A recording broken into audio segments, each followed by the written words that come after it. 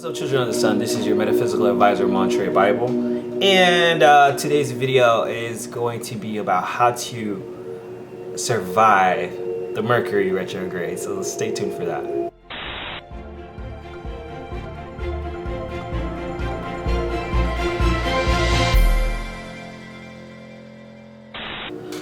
Okay, so we have Mercury retrogrades pretty often throughout the year.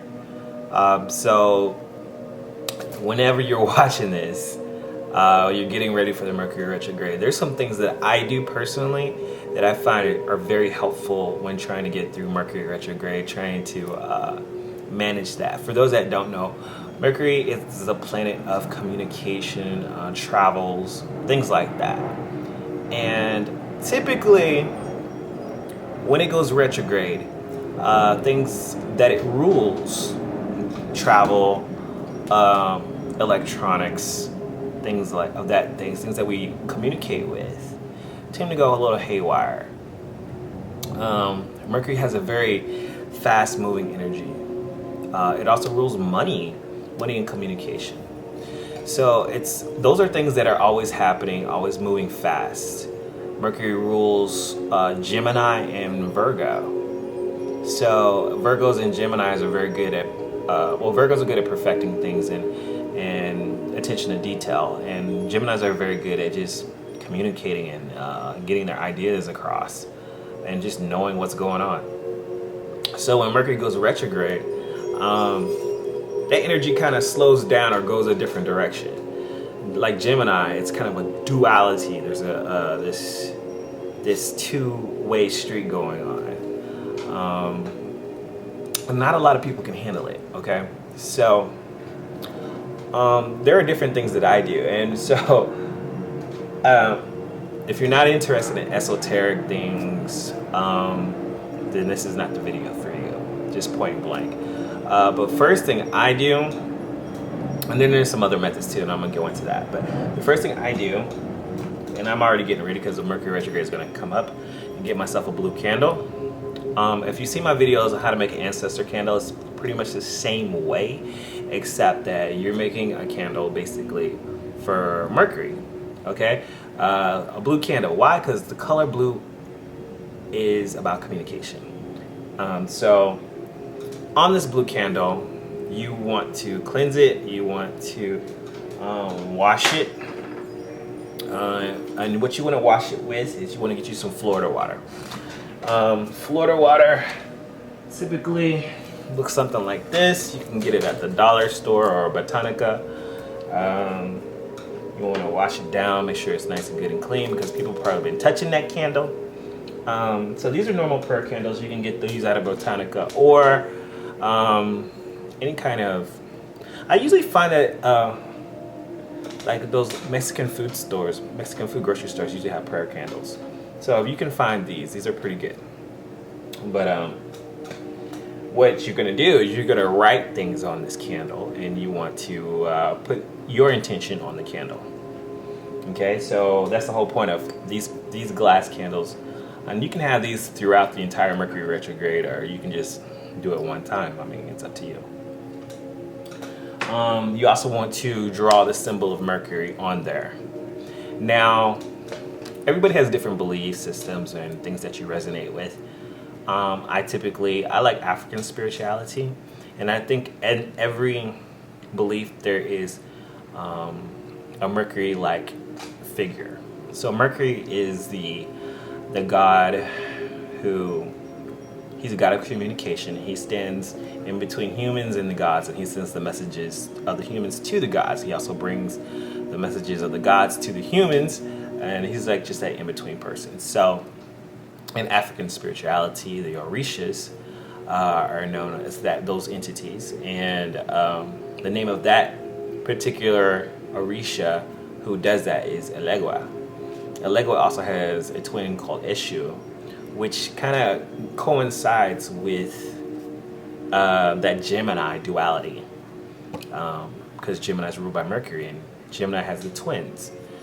So it kind of matches that a little bit. So if you're into African spirituality, you might want to write Elegua on the candle and also Eshu on the candle. And then put your prayer of communication on there, like you said, make everything clear to me, or everything is clear to me. My mind and my spirit are clear. You want to write these things on the candle. What I need to know, I will know. Mercury is not about giving you new knowledge on a Mercury retrograde. Mercury is all about giving you things that you probably missed out. Something that you're moving so fast that you didn't get that information. So it's giving you a chance to go back and retrace your steps and figure out what is it that I missed out on. You can write the symbol of Mercury on the candle, and I'll show you a picture of that. You can also write Hermes, and a lot of people, I was reading somewhere where a lot of people, Hermes, was it the Roman version of Mercury? Let me Google that. Make sure I said that right, Hermes.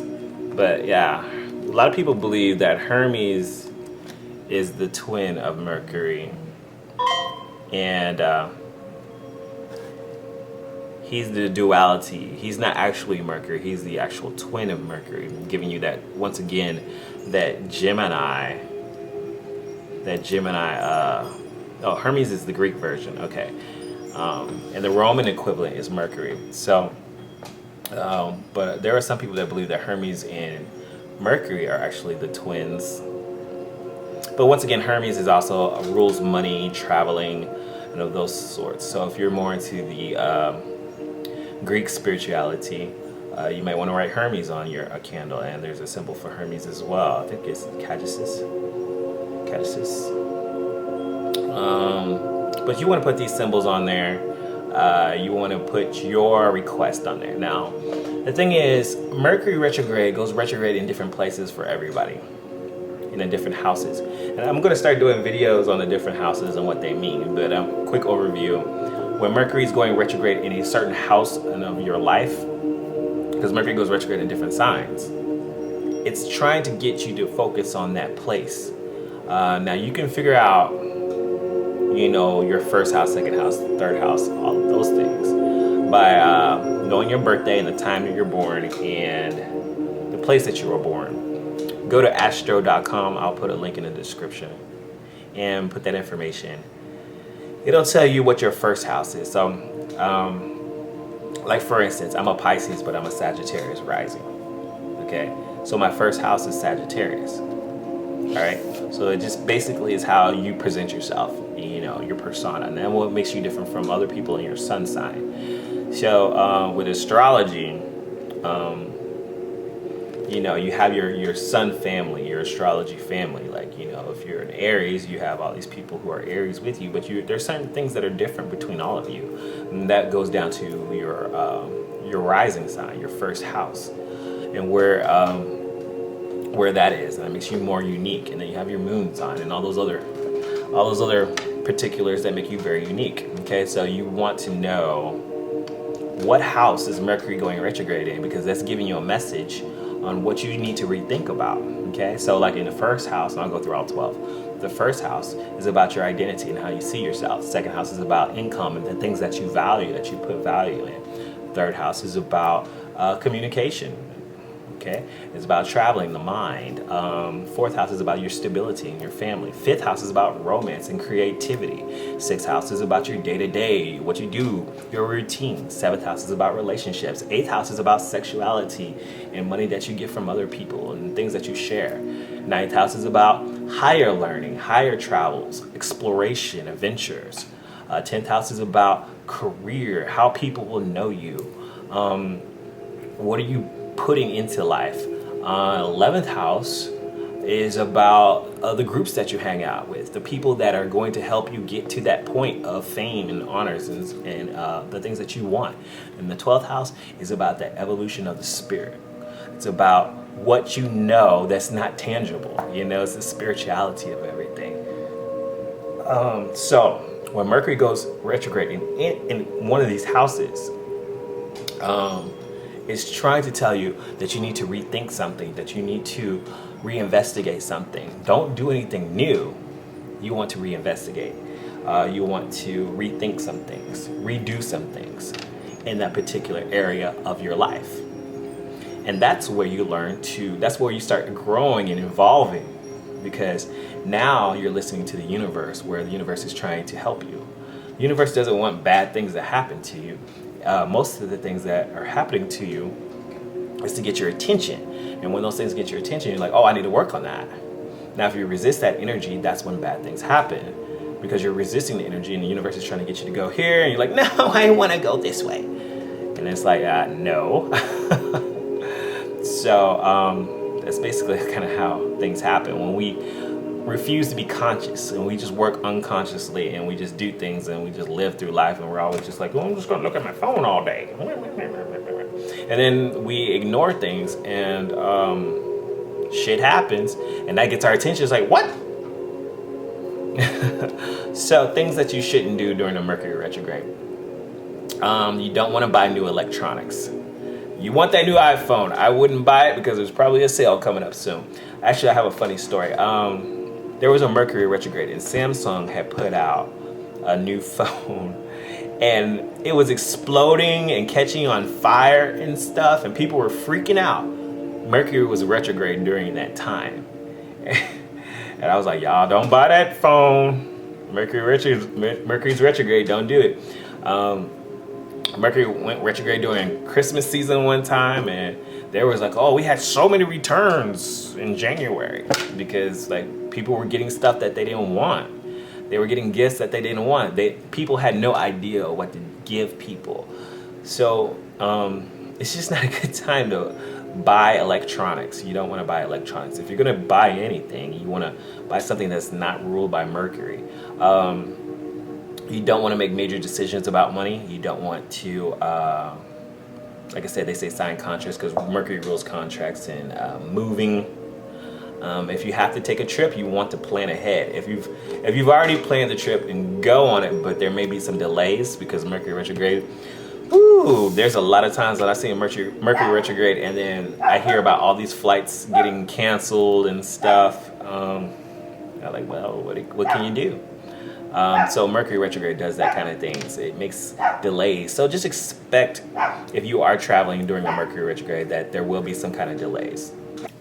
All right, guys. So that's pretty much the general information I can give you about Mercury retrograde. I hope that helps you guys just to navigate that time in the year where it just seems like everything is crazy. Also, like when you get communication, when you get texts, emails, things of that nature, make sure that you actually sent that email. Make sure that you actually sent that text, or be careful that you sent a text that you didn't mean.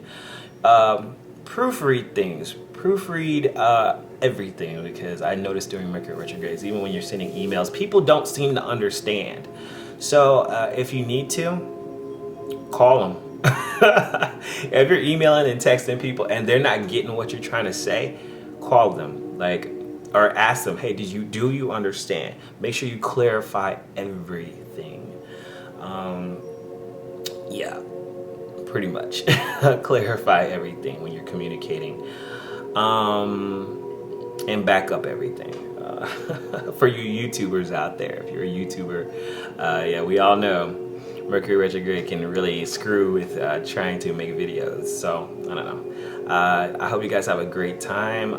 Like I said, you make your reality happen by knowing the energy that's going on, by knowing how to work with the energy, and so make your reality happen, because if you don't do it, then who will? Talk to you guys later. Peace out.